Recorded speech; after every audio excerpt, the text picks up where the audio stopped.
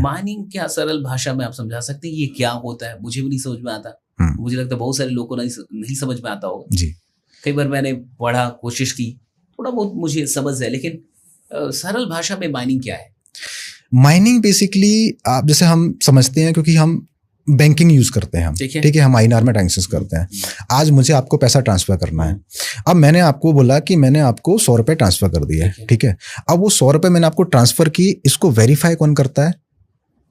एक बैकएंड की टीम होती है बैंक में जो उसको वेरीफाई करती है। पूरा सिस्टम होता है जो इस ट्रांजेक्शन को वेरीफाई करता है, ये ट्रांजेक्शन कितना जेन्युइन है, कहाँ से किस सेंडर ने किसको ट्रांसफर किया। तो एक पूरी टीम होती है बैकएंड पे जो उसको वेरीफाई करती है कि हाँ ये ट्रांजेक्शन ऑथेंटिक है, जेन्युइन है और इस यूजर ने यहाँ से इस अकाउंट से इस अकाउंट में ट्रांसफर किया, तब वो आपके जाके अकाउंट में क्रिएट होता है। मतलब ये पूरे प्रोसेस बैकग्राउंड में चल रही होती है, आपको एज ए यूजर पता नहीं चलता है, राइट। और उसके लिए वो कुछ फीस भी चार्ज करते हैं, राइट। आपने देखा होगा कि आप बड़ा ट्रांजेक्शन एक लिमिट के ऊपर ट्रांजेक्शन करते हैं तो आपको एक फीस पे करनी पड़ती है, फी लगता है, राइट। तो वो इसीलिए अब सेम, चूंकि हमने देखा बिटकॉइन को या क्रिप्टो करेंसी को तो कोई कंट्रोल है ही नहीं, कोई सुपरविजन इसका है ही नहीं, कोई इसको ऐसा कंट्रोल नहीं कर रहा, कोई सेंट्रल अथॉरिटी नहीं है जो उसको वेरीफाई करे।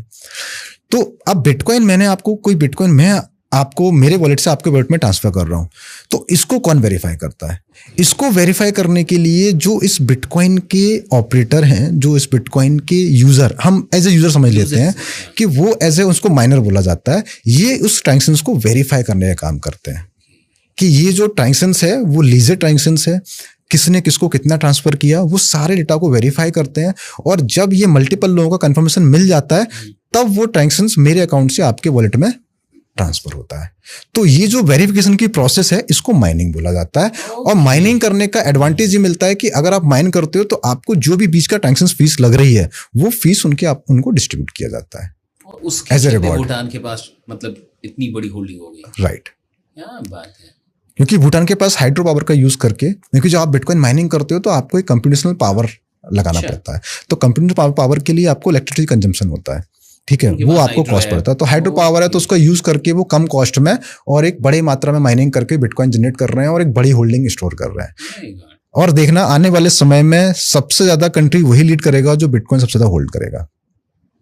फ्यूचर लीडर वही होंगे, फ्यूचर लीडर वही होंगे जो क्रिप्टो करेंसी एंड बिटकॉइन इन सब चीजों को इग्नोर नहीं करेंगे कुल मिला के, राइट। जिनके पास आज एक पॉजिटिव अप्रोच है और इसीलिए यूएस अमेरिका अभी से इतना एग्रेसिव है। तो आने वाले टाइम में उन्होंने तो क्लियर ही बोल दिया कि हमें कैपिटल बनना है भैया, क्रिप्टो करेंसी का कैपिटल बनना है पूरी दुनिया का।